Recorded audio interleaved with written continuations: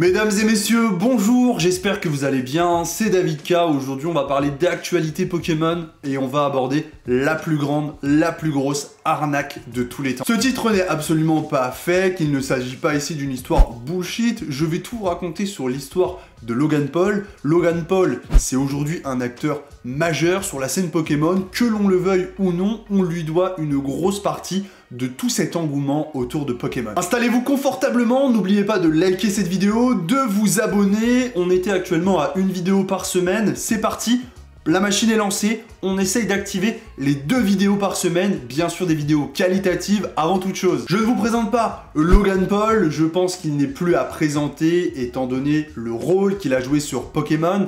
Ça a été assez incroyable, il a ouvert plusieurs boîtes du set de base, il faut savoir que le set de base en anglais, l'édition originale coûte bien plus cher que les boîtes en français. Pour vous situer à peu près, on est sur 350 000, 400 000 $, aujourd'hui pour une boîte du set de base en anglais, donc l'édition originale, là où en France la boîte a un petit peu chuté, j'ai envie de dire, on est aux alentours des 50 000 €. 50 000 €, ça reste énorme, faut savoir qu'il y a environ 9 mois, 1 an, on trouvait cette boîte aux alentours des 25 000 €. À l'époque où Tuffer, par exemple, a ouvert sa boîte du set de base, qui était un événement majeur sur la scène française, la boîte avoisinait les 25-30 000 €, ce qui était déjà énorme. Oui, on peut donc considérer que la boîte a quasiment fait x2, car elle a fait x2, à un moment elle valait 60 000, mais là c'est légèrement en train de descendre et de se stabiliser. D'ailleurs, si je vous dis pas de bêtises, à l'heure où je tourne cette vidéo, il se peut bien qu'il y ait une boîte du set de base édition 1 en français sur le site Invest Collect à la vente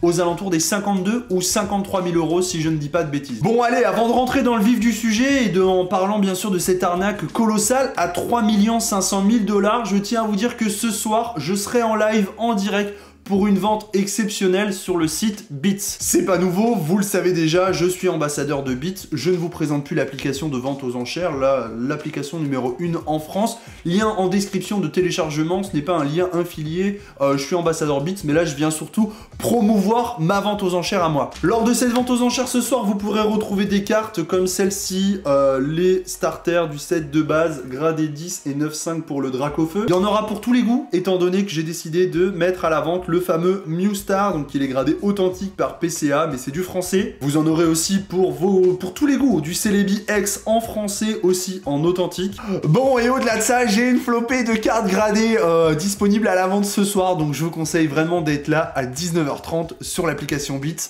iOS ou Android, téléchargement gratuit, utilisation gratuite. On aura même une petite carte Yu-Gi-Oh coup de cœur, le magicien sombre en Ghost. Allez, c'est parti, on rentre dans le vif du sujet, on va aborder donc la plus grande arnaque de tous les temps, c'est juste improbable. Logan Paul se décide il y a quelques semaines à acheter une Castbox. Alors je n'ai pas de Castbox Pokémon pour vous montrer c'est quoi, mais une Castbox, ça ressemble à peu près à ça. C'est un carton qui, quand il est vendu, il est scellé et donc les boîtes se trouvent à l'intérieur. C'est très populaire sur tous les TCG, il faut savoir que par exemple, c'est disponible sur certains sites. Aujourd'hui par exemple pour Pokémon, c'est des Castbox de 6. Si vous achetez une Castbox de 6, vous recevez donc votre carton avec 6 displays dedans et le carton est scellé. C'est aussi simple que ça et ça existe sur tous les TCG. Logan Paul trouve donc une Castbox à acheter à 3 500 000 $ et cette Castbox est censée contenir 6 displays US du set de base édition 1. Et c'est là que tout commence et on peut dire que ça va mal commencer. Donc il achète cette Castbox à un inconnu, c'est pas quelqu'un de connu sur la scène. Il prend donc réception de la Castbox, il fait le paiement, donc là on va rentrer un petit peu après dans les détails du paiement et s'il va pouvoir récupérer son argent. Il fait le paiement, il récupère la boîte et bien sûr il en fait la promotion sur les réseaux sociaux en disant qu'un événement majeur, une nouvelle fois, se trame autour de Pokémon. Coutumier du fait, il avait déjà acheté plusieurs boîtes, déjà ouvert plusieurs boîtes. Qu'on le veuille ou non, Logan Paul est un grand collectionneur de cartes Pokémon. Certains diront que c'est lui qui profite du buzz, mais la vérité c'est que c'est lui qui a amené le buzz. Donc finalement, j'ai envie de vous dire que rendons à César ce qui est à César. Il prend donc réception de sa Castbox. Cette Castbox, elle est scellée par du scotch, donc on pourrait penser qu'elle sort d'usine. Néanmoins, commencent à apparaître certains doutes. Différentes photos sont postées sur les réseaux sociaux, des clichés de cette Castbox, et là on commence à détecter certaines anomalies et notamment la typographie utilisée sur le côté de l'étiquette. Effectivement, cette étiquette, elle apparaît un peu louche et il ne semble pas que ce soit la typographie utilisée par Wizard à l'époque qui distribuait ces fameux cartons. Car oui, à l'époque, les cartes étaient bel et bien distribuées par Wizard et tout le monde s'en rappelle. Vous avez forcément entendu parler de Wizard. Aujourd'hui, les cartes Pokémon sont distribuées par Asmodée. Allez, on rentre dans le vif du sujet. Logan Paul avait donc rendez-vous avec les autorités compétentes, à savoir la BBC en très petit comité avec quelques invités pour vérifier la légitimité de la Castbox. Ils se sont donc donné rendez-vous le jeudi 13 janvier, donc le rendez-vous a déjà eu lieu, dans un hôtel avec les autorités compétentes qui eux-mêmes sont venus avec 2 displays US édition 1 du set de base.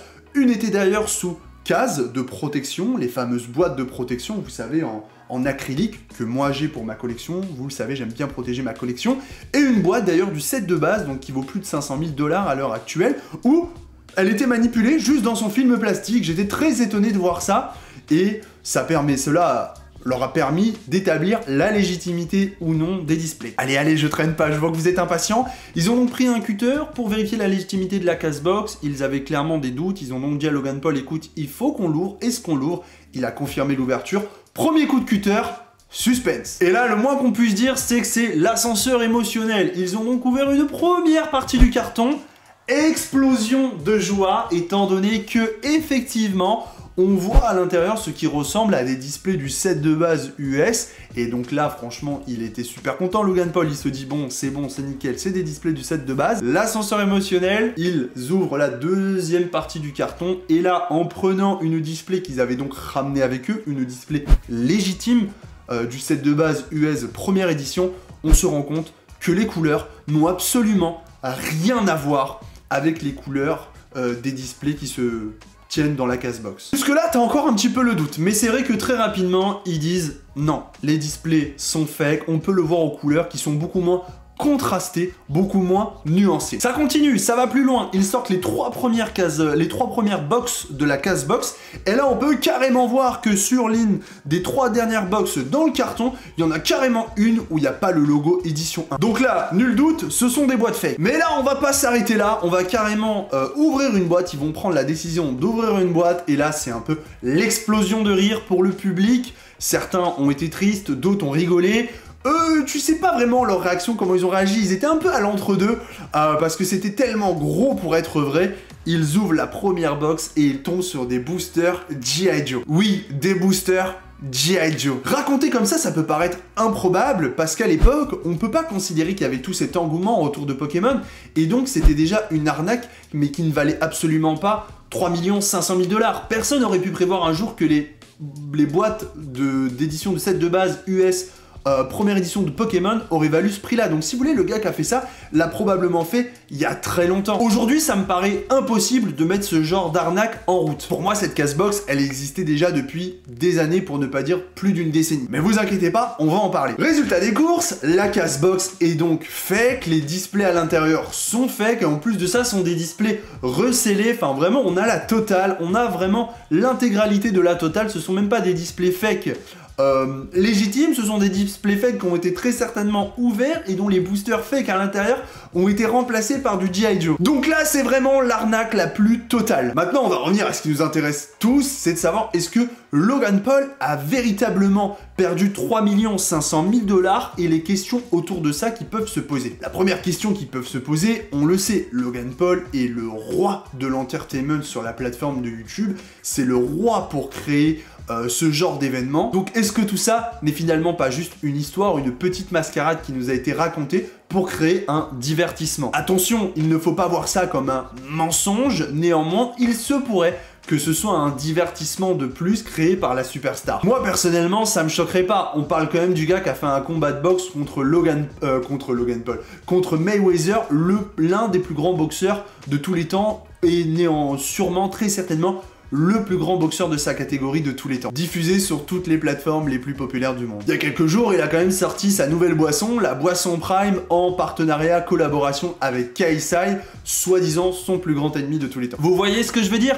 Il n'y a rien de mal à faire du divertissement, néanmoins, on est en droit de se poser la question, est-ce que véritablement il a acheté cette Castbox 3 500 000 $, et est-ce que c'est pas finalement un coup monté pour créer un divertissement et de l'engouement autour de sa personne. Quoi qu'il en soit, si véritablement Logan Paul s'est fait arnaquer de 3 500 000 $, vous vous en doutez, une transaction d'un tel montant ne reste pas sans trace, ça a sûrement été fait à l'aide d'avocats, c'est pas là, on parle pas d'aller faire ses courses au supermarché. Aucun doute que si la transaction a véritablement eu lieu, pour moi, Logan Paul récupérera son argent, j'ai aucun doute là-dessus. Néanmoins, j'attends votre retour en commentaire. Est-ce que vous pensez que c'est de l'entertainment, du divertissement qui a été créé pour nous créer une histoire et plus ou moins nous faire passer du bon temps, ou alors est-ce qu'il s'est véritablement fait arnaquer 3 500 000 $? Et si tel est le cas, est-ce qu'il va récupérer son argent? Enfin, j'aimerais conclure sur une anecdote qui pourrait nous mettre peut-être la puce à l'oreille. Souvenez-vous, Logan Paul avait acheté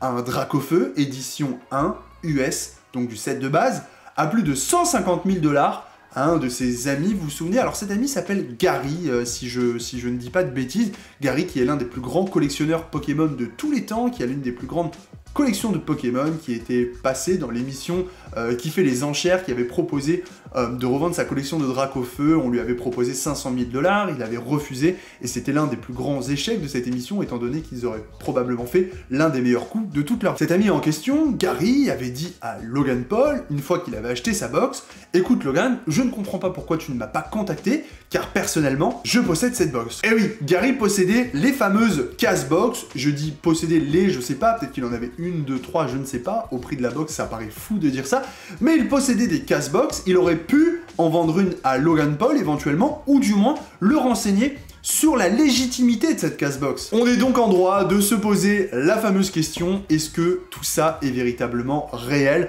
Rappelons que nous sommes sur YouTube, une plateforme de divertissement. C'est tout pour moi, j'espère que vous avez apprécié cette vidéo, j'espère que ce divertissement et cette histoire vous a plu. Si c'est le cas, pensez à vous abonner, à liker cette vidéo. Je vous attends bien sûr très nombreux dans l'espace des commentaires, nombreux sur ma vente Beats de ce soir, ce vendredi 14 à 19h30. On se dit à très bientôt dans une toute nouvelle vidéo qui sortira mercredi prochain. J'espère que vous avez passé un excellent moment. C'était David K pour la chaîne YouTube, pour la communauté. Peace.